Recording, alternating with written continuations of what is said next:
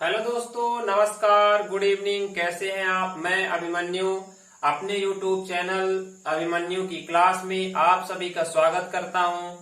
अभी हमारा channel new है। हमने पिछले दिन एक वीडियो डाली थी, उसमें अच्छे व्यू आए हुए हैं। हमें ऐसी उम्मीद है कि आप सबको ये वीडियो अच्छा लगेगा। और आज की क्लास में हम अगले टॉपिक यानी कि प्रेसिडेंट की बात करेंगे। पिछली क्लास में हमने लोकसभा और राज्यसभा की चर्चा की थी और आज की क्लास में उसी सेशन को आगे बढ़ाते हुए हम राष्ट्रपति के बारे में जानेंगे। यानी राष्ट्रपति का कार्यकाल क्या है, राष्ट्रपति की योग्यता क्या है, राष्ट्रपति की शक्तियां क्या है, कार्यकाल, वेतन, इन सारी जानकारियों को आज की क्लास में हम जानेंगे पूरा डिटेल से। तो चलिए आज की क्लास को हम शुरू करते हैं। तो सबसे पहले हम टॉपिक का नाम लिख लेते हैं, राष्ट्रपति।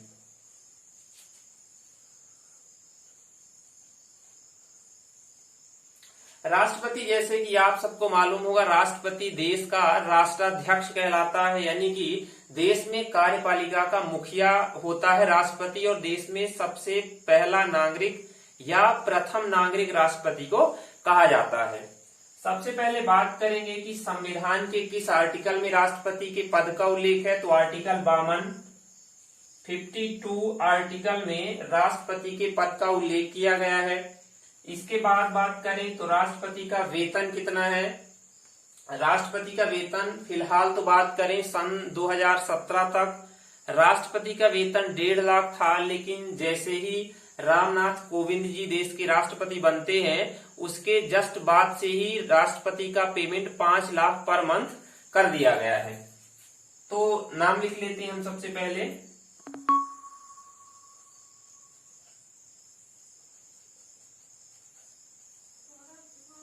कोविंद 2017 में जो है ये देश के राष्ट्रपति बनते हैं और 2017 से ही इनका वेतन कितना कर दिया गया है, 5 लाख रुपए पर मंथ के हिसाब से। अब हम इनके यदि कार्यकाल की बात करें कि राष्ट्रपति का कार्यकाल कितना होता है, तो कार्यकाल सभी को मालूम है, लगभग जितने भी निर्वाचित देश के पद हैं उन सभी पदों पर 5 वर्ष का कार्यकाल रखा गया है। ये 5 वर्ष का कार्यकाल राष्ट्रपति के जो है होता है। अब राष्ट्रपति के कार्यकाल से पहले भी यानी 5 वर्ष से पहले भी उसको उसके पद से हटाया जा सकता है।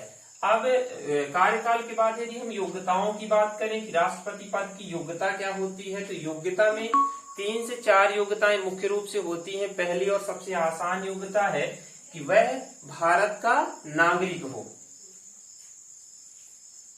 भारत का नागरिक पहली और लगभग सभी पदों में इसी योग्यता का उल्लेख सबसे पहले होता है, तो सबसे आसान योग्यता है, इसे हम आसानी से याद कर सकते हैं।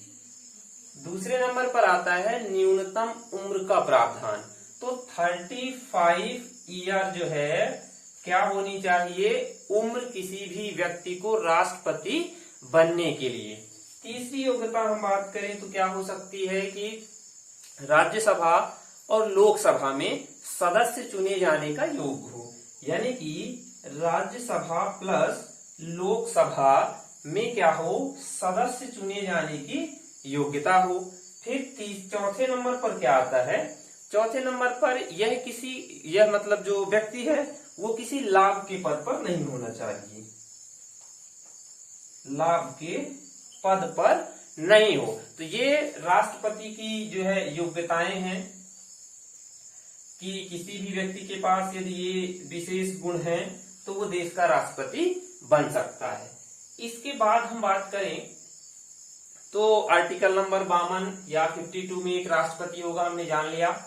रामनाथ कोविंद हैं, 2017 में बने हैं, 5 लाख रुपए पेमेंट है राष्ट्रपति की। कब से? 2017 से ही जो है तो राष्ट्रपति की पेमेंट 5 लाख कर दी गई है। नहीं, इससे पहले जो है 1.5 लाख रुपए राष्ट्रपति की पेमेंट हुआ करती थी। अब बात करें कि राष्ट्रपति का जो इलेक्शन है या जिसे हम क्या कहते हैं निर्वाचन, तो निर्वाचन कैसे होता है? अप्रत्यक्ष रूप से, आप सभी याद रखिएगा, अप्रत्यक्ष रूप से होता है। अब इसके चुनाव में कौन कौन लोग भाग लेते हैं इसको भी हम जानते हैं। तो निर्वाचन में मैं लिख देता हूं अप्रत्यक्ष रूप से एक निर्वाचक मंडल द्वारा होता है ना, इसको भी याद रखिएगा। एक निर्वाचक मंडल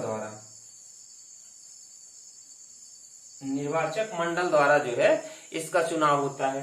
अब इस निर्वाचन मंडल में भाग कौन कौन व्यक्ति लेते हैं, तो इसको भी हम लिख लेते हैं कौन कौन से लोग भाग लेते हैं। सबसे पहले हम बात करें तो राज्यसभा के कौन होंगे सदस्य, अभी आगे बताता हूं कौन, प्लस लोकसभा प्लस प्रत्येक राज्यों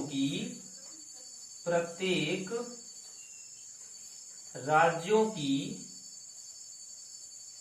विधानसभाओं के, प्लस अभी और करना है, दिल्ली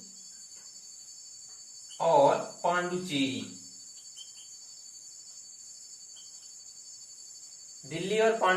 के विधानसभाओं के निर्वाचित सदस्य। इसमें ये याद रखिएगा कि हमने लोकसभा, राज्यसभा, प्रत्येक राज्यों की विधानसभाएं और दिल्ली प्लस पांडिचेरी, ये दो जो यूनियन टेरिटरी है, इनके विधानसभाओं के भी निर्वाचित सदस्य राष्ट्रपति के इस निर्वाचक मंडल में भाग लेते हैं। इतना जरूर याद रखना है। लोकसभा के सदस्य, राज्यसभा के, प्रत्येक राज्यों की विधानसभाओं के, और दो यूनियन टेरिटरी, एक तो दिल्ली और दूसरा पांडुचेरी, इन दो केंद्र शासित प्रदेशों के भी कौन, विधानसभाओं की, एक शब्द में यहाँ पे लिख रहा हूं, आप लोग ध्यान रखिएगा, निर्वाचित सदस्य। क्योंकि आप सभी को मालूम होगा प्रत्येक विधानसभाओं में भी, लोकसभा में भी और राज्यसभा में कुछ न कुछ पद क्या हैं, मनोनीत पद हैं। जैसे हमने पिछले क्लास में जब लोकसभा और राज्यसभा पढ़ी थी तो लोकसभा में 2 मनोनीत पद पढ़े थे राष्ट्रपति के द्वारा, और राज्यसभा में 12 मनोनीत सदस्यों को हमने पढ़ा था जो कि राष्ट्रपति के द्वारा ही राज्यसभा में सदस्य बनाए जाते हैं। लेकिन जो ये मनोनीत सदस्य हैं वो राष्ट्रपति के इलेक्शन में भाग नहीं लेते, इतना जरूर रखिएगा, याद रखिएगा। इसीलिए निर्वाचित सदस्य याद रखिएगा कि राष्ट्रपति के इस निर्वाचक मंडल में कौन कौन भाग लेता है, तो लोकसभा के सदस्य, राज्यसभा के, प्लस प्रत्येक राज्यों की विधानसभाएं और 2 यूनियन टेरिटरी, कौन कौन सी, दिल्ली और पांडिचेरी के निर्वाचित सदस्य इस इलेक्शन में भाग लेते हैं। अब इसके बाद क्या है, राष्ट्रपति की कुछ शक्तियों की हम बात करें कि राष्ट्रपति के पास शक्तियां कौन कौन सी हैं, तो शक्तियों में हम बात करते हैं कि नियुक्ति संबंधी शक्तियां, है ना। यहाँ पे हम बगल से लिख लेते हैं नियुक्ति संबंधी शक्तियां।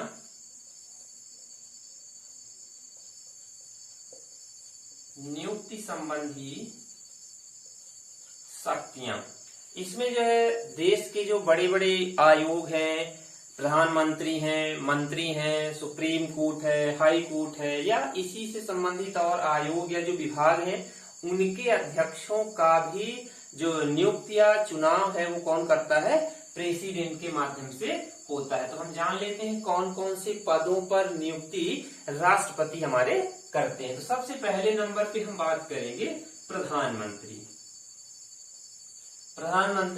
प्लस इनके सहयोग से अन्य मंत्रियों की नियुक्ति,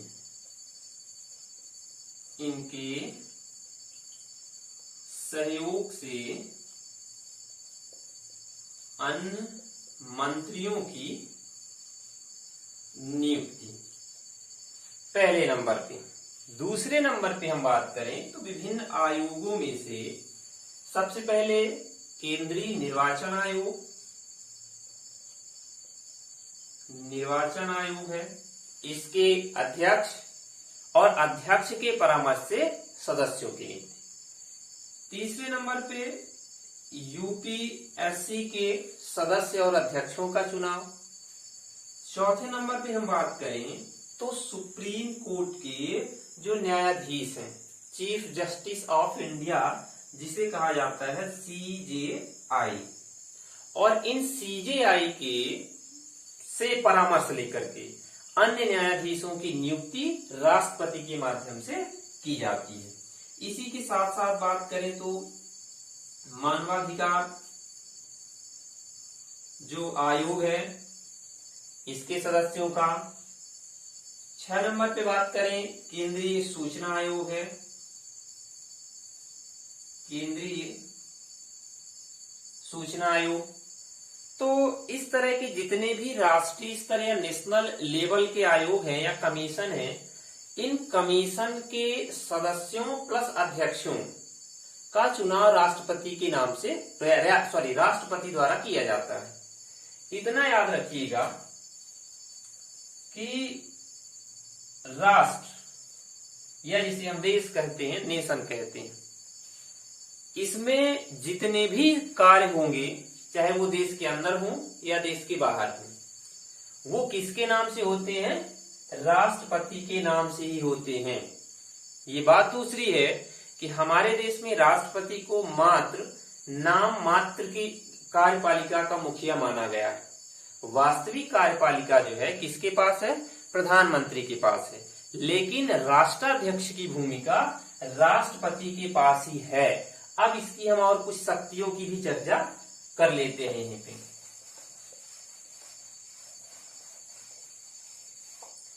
अब राष्ट्रपति की शक्तियों में हमने नियुक्ति संबंधी एक शक्ति पढ़ी। 3 जो है आपातकालीन शक्तियां आती हैं किसकी? राष्ट्रपति की। तो जल्दी से हम इन शक्तियों की भी चर्चा कर लेते हैं।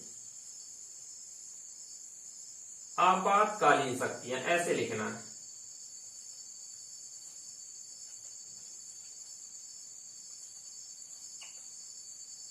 आपातकालीन शक्तियां कितनी है राष्ट्रपति की? 3 है। आपातकाल का मतलब समझते होंगे इमरजेंसी, जब कोई ऐसी कंडीशन देश के अंदर आ जाती है वो।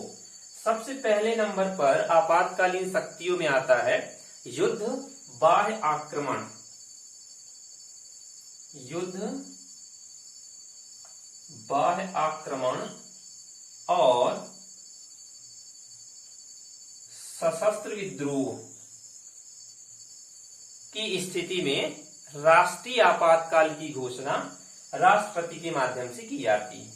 आर्टिकल कितने में ये शक्ति प्राप्त है राष्ट्रपति को? तो आर्टिकल नंबर 352 यानी 352। और इतना याद रखना है कि अब तक हमारे देश में 3 बार राष्ट्रीय आपातकाल की घोषणा हो चुकी है। तो मैं यहाँ पे सन भी लिख देता हूं। 1962 याद होगा सबको, 1962 चीन युद्ध का समय था। दूसरा है 1971 पाकिस्तान युद्ध का समय, और जो तीसरा है वो 1975। इन 3 जो है तो वर्षों में देश में राष्ट्रीय आपातकाल की घोषणा राष्ट्रपति के द्वारा की गई है। 1962 में चीन युद्ध, 1971 में पाकिस्तान के साथ भारत का युद्ध, और 1975 में क्या है? आंतरिक अशांति की वजह से जो है देश में आपातकाल लगा था। जैसे हमने यहाँ पे अभी लिखा है युद्ध, बाह्य आक्रमण और सशस्त्र विद्रोह या आंतरिक स्थिति या देश के अंदर की सिचुएशन खराब होने पर जो है 1975 में आपातकाल देश में इंदिरा गांधी की सरकार में लगाया गया था। दूसरे नंबर पर आता है राज्यों में संवैधानिक यंत्र की विफलता। राज्यों में संवैधानिक यंत्र की विफलता, ये कितने आर्टिकल पर है? तो इसको हम 356 या हम इसे 356 आर्टिकल के तहत राज्यों में संवैधानिक यंत्र का तात्पर्य क्या है कि यदि संविधान के अनुसार राज्य की सरकारें कार्य नहीं कर रही हों, उस स्थिति में राष्ट्रपति राज्यों में क्या है? राष्ट्रपति शासन की घोषणा करता है। यहां पे लिख देता हूं, राष्ट्रपति शासन की घोषणा इस 356 आर्टिकल के तहत राष्ट्रपति द्वारा की जाती है। तो जो पहला था 352 के तहत, ये तो देश में 3 बार राष्ट्रीय आपातकाल की घोषणा हुई। लेकिन जो दूसरा है राज्यों में संवैधानिक यंत्र की विफलता, ये तो बहुत बार हमारे देश में लग चुका है। लगभग कहें तो देश के सभी 28 राज्यों में जो है राष्ट्रपति शासन की घोषणा कई बार हो चुकी है। तो इसकी संख्या हमें जानना इतना जरूरी नहीं है। तीसरे नंबर पर आता है वित्तीय आपातकाल।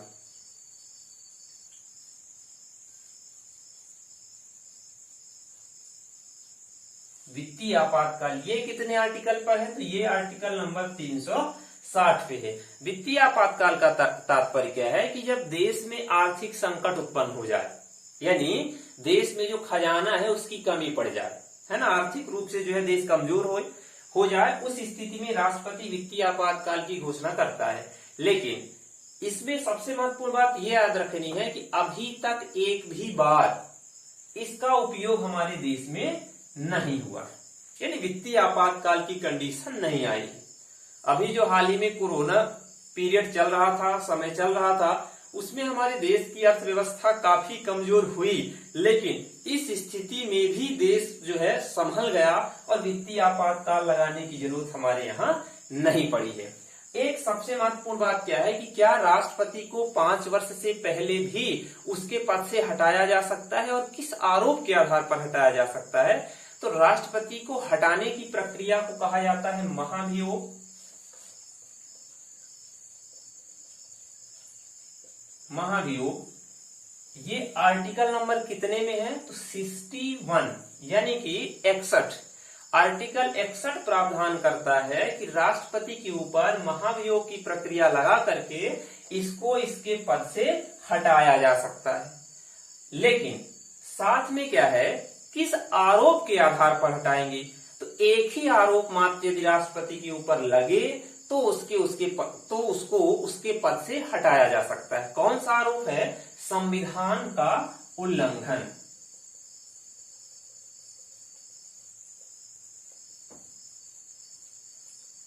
ये जो संविधान के उल्लंघन के आधार पर या संविधान के उल्लंघन राष्ट्रपति करता है, तो इस संविधान के उल्लंघन के आधार पर राष्ट्रपति पर महाभियोग की प्रक्रिया लगेगी और उसको उस 5 वर्ष के कार्यकाल के पहले भी राष्ट्रपति को उसके पद से हटाया जा सकता है।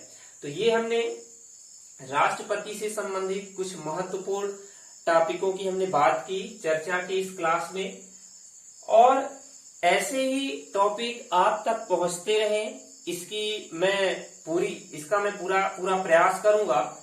और इस वीडियो के माध्यम से मैं आप सभी को इतना कहना चाहता हूं कि यदि आपको ये वीडियो और ये टॉपिक और मेरे पढ़ाने का तरीका अच्छा लगा हो तो आप इस वीडियो को लाइक जरूर करें, सब्सक्राइब करें और अपने साथियों को, जो पढ़ने वाले स्टूडेंट हैं, आपके घर के हैं, आपके फ्रेंड हैं, आपके रिलेशन के हैं, कोई भी हो, आप उन तक इस वीडियो को शेयर जरूर करें। हमें ऐसी उम्मीद है आज की क्लास आप सबको समझ आई होगी और आप सभी लोगों को अच्छा रिस्पॉन्स यदि आता है क्लास में तो मैं ऐसी क्लास आगे भी कंटिन्यू करता रहूंगा। तब तक के लिए धन्यवाद।